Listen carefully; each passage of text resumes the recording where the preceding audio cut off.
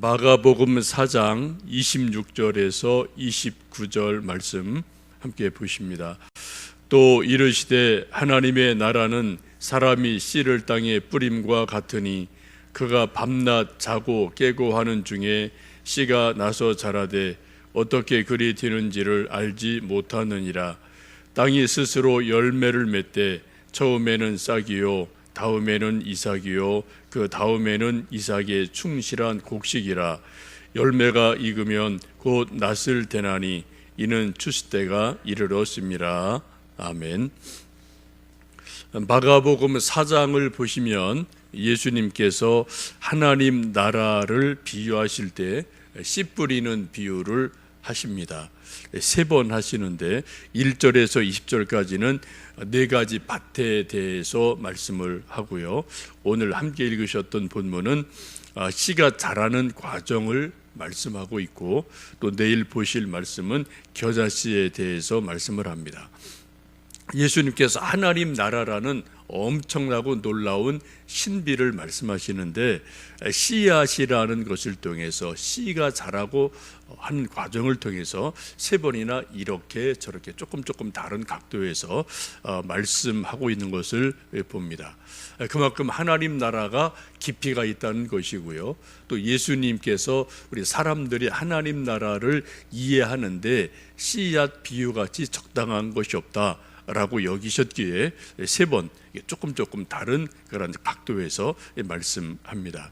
오늘은 이제 씨가 나고 자라는 과정을 말씀하고 있죠. 26절 보시면 또 이르시되 하나님의 나라는 사람이 씨를 땅에 뿌림과 같다라고 말씀합니다. 하나님의 나라는 사람이 씨를 땅에 뿌리는 것과 똑같다라고 말씀하시면서, 그런데 씨가 어떻게 싹이 나고 자라는지는 사람이 알 수가 없다라고 말씀합니다. 27절 말씀 다시 한번 좀 읽어보십니다.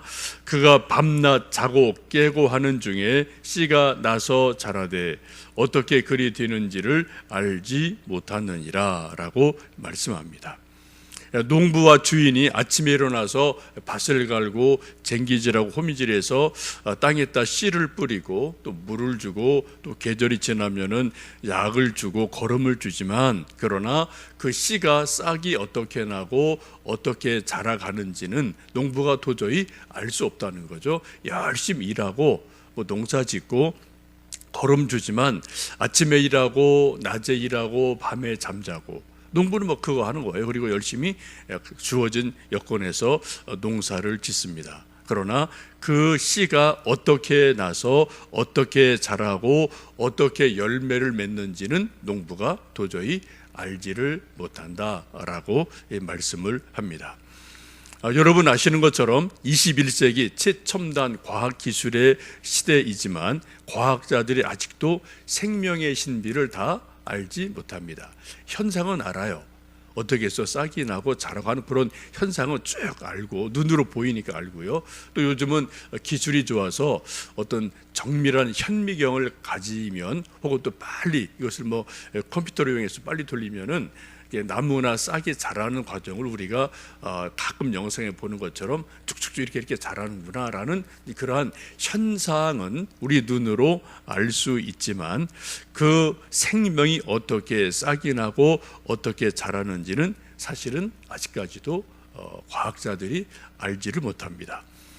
우리가 있는 것은 조금 이용해서, 세포를 이용해서 또 다르게 어떻게 활용하고 이학적으로 활용하지만 무에서 유를 창조하는 기술, 그러한 것은 아직 인간에게 없습니다. 여러분, 가을 되면 낙엽이 다 떨어지죠.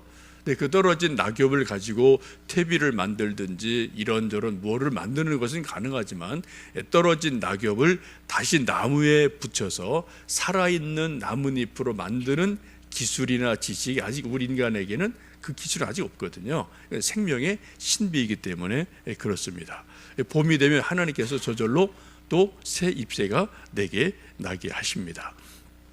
오늘 예수님께서 아주 중요한 말씀을 하시는데, 사람이 밤낮 자고 깨어 있지만 어떻게 그것이 싹이 나고 자라고 곡식의 열매를 맺는지 알지 못한다라고 말씀합니다.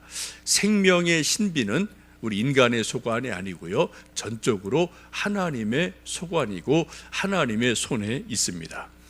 여러분 아기를 낳고 길러 보신 일들이 다 있으실 터인데, 아기 이제 갓난아기 막 자라면 금이야 오기야 떨어질까 조심조심해서 키우고요, 1년 2년 또 밥 먹여주고 이유식 먹여주고 또 쭈쭈해주고 목욕시켜주고, 이것이 부모들이 할 수 있는 최선입니다.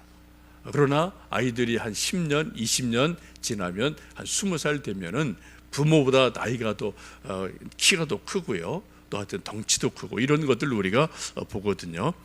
우리가 어떻게 요만한 아이가 이렇게 나보다 더 큰 아이가 됐는지 우리가 알 수 없습니다. 그것은 하나님의 생명의 신비입니다. 우리 믿음도 마찬가지죠. 우리가 어떤 사람을 볼 때 저 사람 믿음이 별로 없어, 믿음이 있나 라고 여길지 모르지만 5년 10년 몇 년 자라다 보면 나보다 더 큰 믿음의 사람이 되어 있는 것을 볼 수 있습니다. 저도 교회에서 오랜 동안 목회하면서 두 가지를 다 봐요. 하나는 정말 저 사람 믿음이 있는 사람이야? 왜 저래? 라는 그런 생각이 있는데, 한 3년 5년 10년 지나다 보면 정말 성숙한 사람으로 자란 분이 있고요, 또 반대도 있죠. 정말 믿음 생활을 열심히 하던 분이 이런저런 일로 실족을 해서 또 믿음이 뚝 떨어져서 정말 바닥까지 내려가는 그러한 일도 종종 보게 됩니다. 성경 말씀 보시면 예수님 우리에게 위로가 되고 격려가 되고 도전이 되는 말씀을 주셨는데, 먼저 된 자가 나중되고 나중된 자가 먼저 될 수 있다라고 예수님께서 말씀을 하셨어요. 만약 예수님께서 먼저 된 자는 계속 먼저 되고 나중된 자는 영원까지 나중된다, 이러면 복음 아닙니다, 여러분.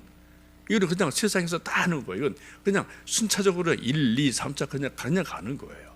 근데 예수님께서는 그렇게 말씀하지 않으셨습니다. 먼저 된 자가 나중되고 나중된 자가 먼저 된다 라고 문을 확 열어놓으셔서 우리가 이 안에서 소망을 갖기도 하고 때로는 도전을 받기도 합니다.